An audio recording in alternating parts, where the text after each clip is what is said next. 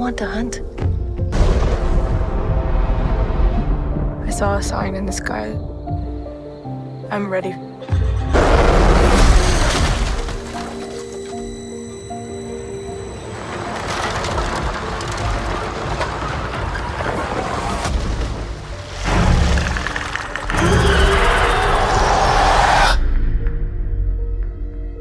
There's something out there.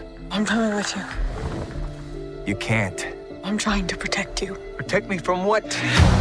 Hai guys, gimana kabar kalian semua? Ketemu lagi dengan channel Draw Magic di sini. Sebuah channel yang akan membahas tentang alur cerita sebuah film, baik film dari dalam maupun luar negeri.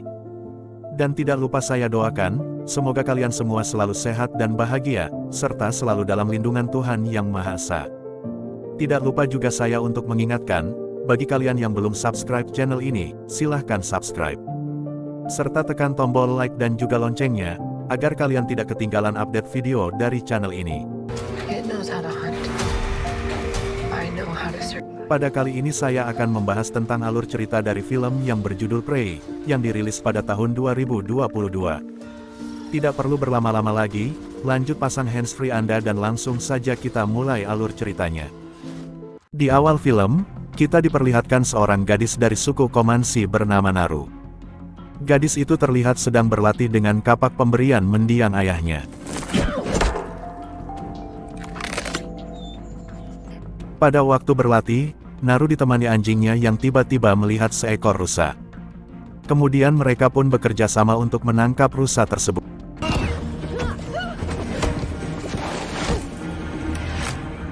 Di saat yang bersamaan, mereka dikejutkan dengan suara yang cukup keras yang berasal dari atas langit.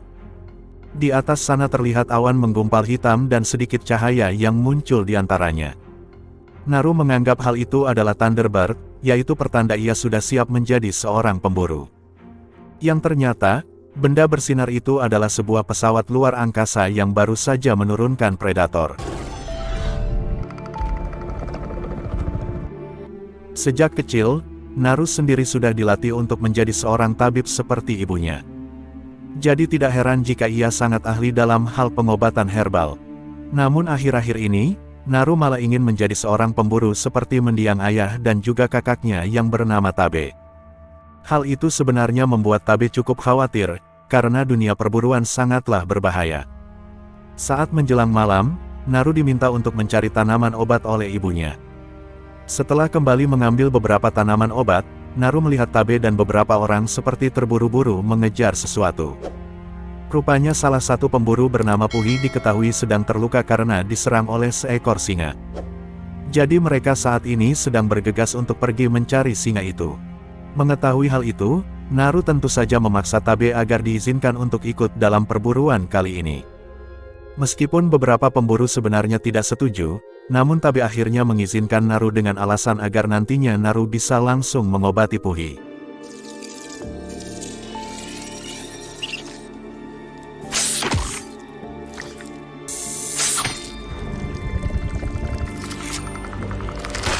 Kemudian berangkatlah mereka semua mencari Puhi dengan bantuan anjingnya Naru sebagai penunjuk arah.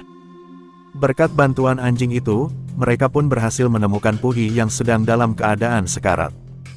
Orang-orang langsung menyiapkan tandu untuk membawa Puhi pulang. Sementara Naru bertugas untuk mengobatinya. Saat dalam perjalanan pulang, Tabe memutuskan untuk berpisah dengan mereka, karena ia harus mencari singa yang sudah mencelakai Puhi. Sepanjang perjalanan, Naru terus memikirkan keselamatan Tabe, karena ia percaya yang menyerang Puhi bukanlah seekor singa, melainkan sesuatu yang jauh lebih berbahaya daripada seekor singa. Hal itu diperkuat dengan ditemukannya seekor ular yang sudah dalam kondisi terkuliti di dekat lokasi tersebut. Di mana hal seperti itu, tentu saja tidak mungkin dilakukan oleh seekor singa ataupun binatang lainnya. Khawatir akan keselamatan Tabe, Naru pun nekat untuk pergi menyusulnya. Naru yang baru pertama kali berburu terlihat panik di tengah kegelapan. Namun Tabe dan salah satu temannya akhirnya berhasil menemukan Naru. Di saat itu, Naru mencoba menjelaskan pada Tabe kalau hewan yang menyerang Puhi bukanlah seekor singa, namun Tabe tidak mempercayai apa yang sudah disampaikan adiknya itu, dan tetap akan berburu singa malam itu juga. Kemudian Naru dan salah satu pemburu lainnya bersiap di atas pohon, sementara Tabe akan menyiapkan sesuatu untuk memancing kedatangan singa tersebut. Saat sedang menunggu di atas pohon, tiba-tiba seekor singa datang dan langsung menyerang pemburu yang ada di sana. Dengan mulut penuh darah, singa itu berjalan perlahan mendekati Naru. Ia yang dalam kondisi ketakutan, tidak sadar telah mundur terlalu jauh sampai ia jatuh dari pohon dan tak sadarkan diri. Beberapa saat kemudian, Naru terbangun dari pingsannya, dan melihat ibunya sedang membuatkan obat untuknya. Ibunya berkata, kalau Naru pingsan saat berburu, jadi Tabe menggendongnya sampai ke rumah. Akan tetapi, Tabe langsung kembali lagi ke hutan untuk berburu singa. Beberapa saat setelah meneguk obat dari ibunya, Naru mendengar semua orang berteriak menyambut kedatangan Tabe yang datang dengan membawa seekor singa dengan kepala yang terpenggal. Kepala suku dan para penduduk langsung bersorak bangga karena keberhasilan Tabe. Berkat keberhasilan Tabe itu, sang kepala suku langsung menobatkan Tabe sebagai ketua perang.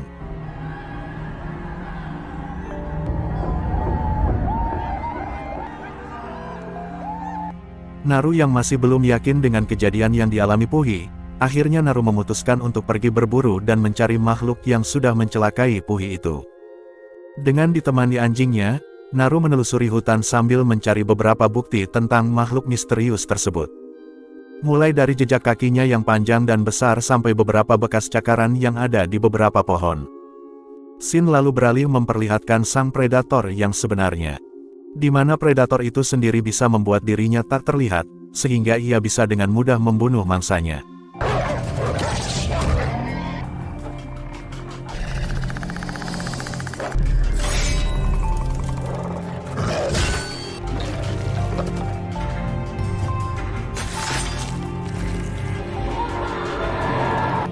Kepala serigala dari hasil buruannya itu, kemudian dipanaskan dan disimpannya. Kembali ke Naru. Di tengah perjalanannya, Naru melihat sekumpulan mayat bison yang sudah mati dan dikuliti. Hal itu membuat Naru semakin yakin kalau predatorlah yang sudah melakukan ini semua. Setelah Naru pergi dari tempat itu, sang predator menemukan jejak yang ditinggalkan Naru di dekat mayat bison. Sang predator itu pun penasaran dengan apa yang sudah dilihatnya dan memutuskan untuk mengikuti jejaknya. Saat melanjutkan perjalanan, Naru tiba-tiba terjatuh di kawasan lumpur penghisap. Dengan kapaknya Naru berusaha menggapai semak-semak yang ada di dekatnya, agar ia bisa menarik diri keluar dari lumpur penghisap itu. Usahanya yang beberapa kali gagal, tidak membuat Naru menyerah begitu saja. Ia pun memanfaatkan lemparan terakhir dengan sangat baik, sehingga dia berhasil selamat dari lumpur penghisap tersebut. Karena tubuhnya dipenuhi lumpur, Naru pun memutuskan untuk membersihkan diri di sebuah sungai. Sesaat setelah membersihkan diri, Naru melihat seekor beruang yang sedang memakan mangsanya di tepi sungai tersebut. Perlahan-lahan, Naru menyiapkan anak panahnya dan bersiap memanah beruang itu. Yang nantinya, mayat beruang itu akan dijadikan bukti untuk ditunjukkan pada Tabe dan juga ibunya, sebagai pertanda kalau Naru sudah layak menjadi seorang pemburu. Namun di saat ia akan melepaskan anak panah, tali busur panahnya tiba-tiba putus, sehingga beruang itu pun mengetahui keberadaan Naru. Di saat kemudian, anjingnya Naru mencoba mengalihkan perhatian beruang itu, agar Naru bisa pergi menyelamatkan dirinya. Namun karena kurangnya pengalaman dalam berburu, keduanya malah berakhir sebagai mangsa beruang tersebut. Naru yang dalam keadaan pasrah, memutuskan untuk masuk ke dalam perangkap ikan, agar beruang tersebut tidak bisa memangsanya. Dalam ketakutan, Naru pun melihat beruang itu sedang bertarung dengan predator yang sosoknya tidak terlihat.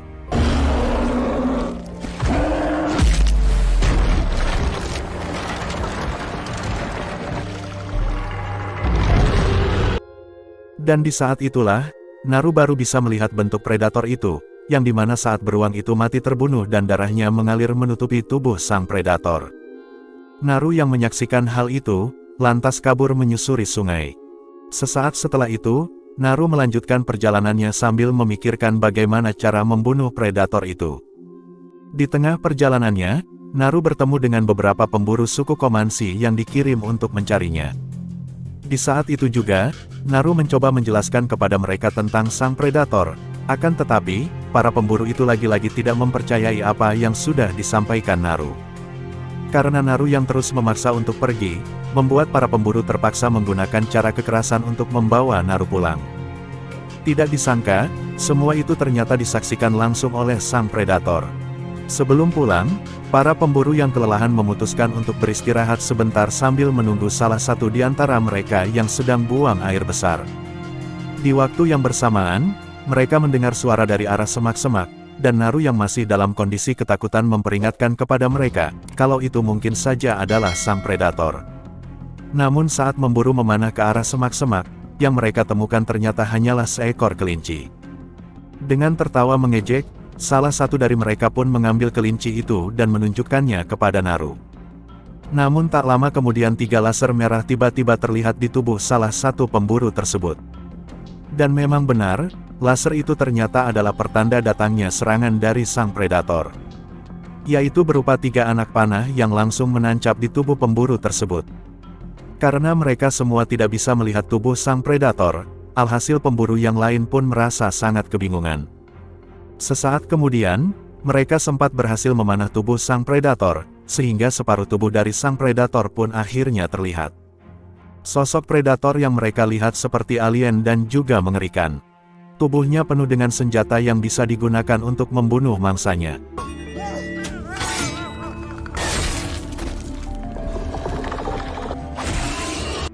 Saat para pemburu sedang bertarung melawan predator, Naru pun memutuskan untuk kabur melarikan diri.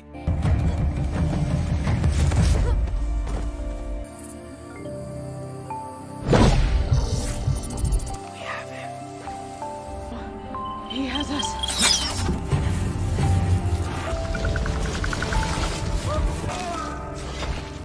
Ia pun melewati perbatasan wilayah suku Komansi dan terkena jebakan yang dipasang oleh penduduk suku lain.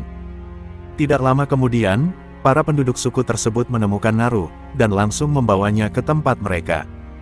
Saat malam tiba, Naru terbangun yang sudah dalam keadaan terkurung. Melihat mantel yang digunakan oleh pemimpin suku tersebut, Naru pun sadar kalau mereka ternyata adalah orang yang sudah menguliti para bison. Kemudian, salah satu dari mereka mencoba berbicara dengan Naru, dan menanyakan apakah Naru mengetahui sesuatu tentang sang predator. Naru pun enggan menjawab pertanyaan dari mereka itu, dan sampai akhirnya Naru melihat anjingnya dan juga Tabe yang menjadi tawanan mereka. Tubuh Tabe lalu disayat dan mereka berdua dijadikan umpan untuk memancing kedatangan sang predator. Beberapa saat menunggu, predator itu pun akhirnya datang dan langsung membunuh beberapa pemburu.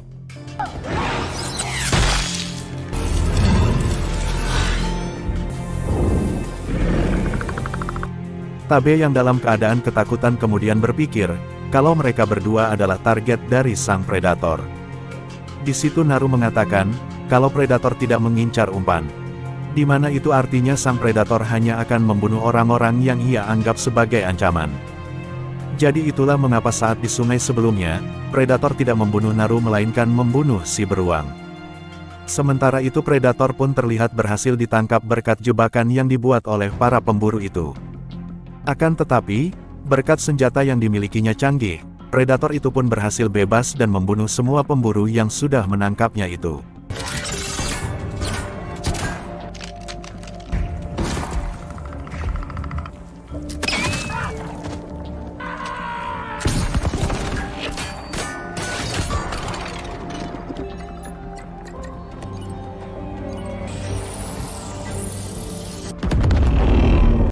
Selagi mereka bertarung, Naru dan Tabe juga berhasil bebas dari ikatan para pemburu.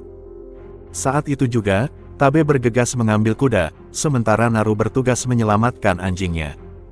Berkat semua latihannya selama ini, Naru ternyata menjadi jauh lebih kuat, sehingga ia berhasil mengalahkan beberapa pemburu yang sudah berusaha menangkap anjingnya.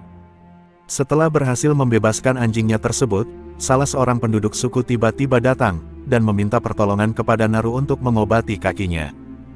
Sebagai imbalannya, orang itu akan memberikan pistol untuk Naru serta mengajarkan Naru bagaimana cara menggunakan pistol itu. Setelah selesai mengobati kaki orang tersebut, predator itu pun tiba-tiba bergerak mendekati mereka. Sehingga Naru pun terpaksa bersembunyi meninggalkan orang tersebut. Kemudian orang itu menyelamatkan diri dengan cara berpura-pura mati, dan ternyata cara yang dia pakai itu berhasil membuat sang predator tidak bisa mendeteksi keberadaannya. Sayangnya orang itu langsung dibunuh oleh sang predator, karena ia berteriak saat sang predator menginjak kakinya. Tak lama kemudian, anjing Naru datang sambil menggonggong. Sehingga sang predator langsung menjadikannya target. Beruntung Tabe datang di saat yang tepat, dan berhasil menggagalkan serangan dari sang predator. Alhasil pertarungan antara Tabe melawan sang predator pun akhirnya terjadi.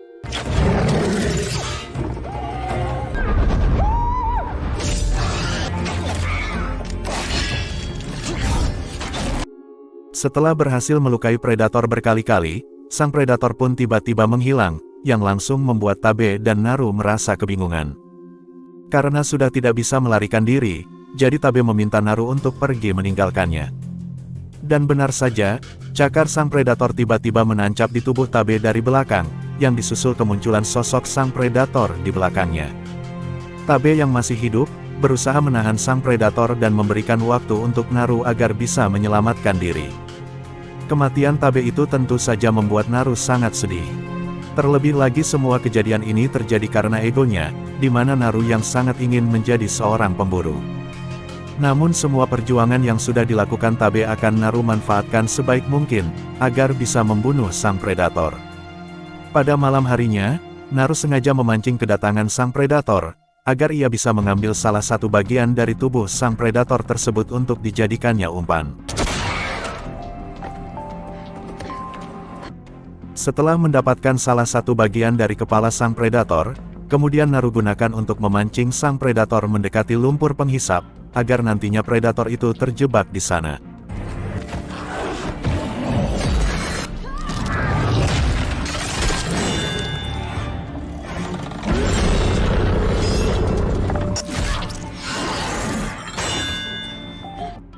Berkat kerjasama dengan anjingnya, mereka pun berhasil menenggelamkan sang predator, dan membunuhnya dengan pantulan senjata predator itu sendiri.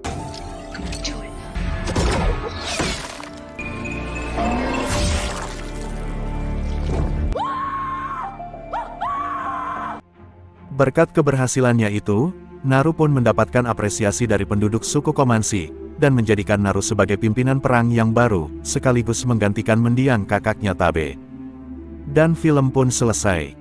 Itu tadi keseluruhan alur cerita dari film Prey.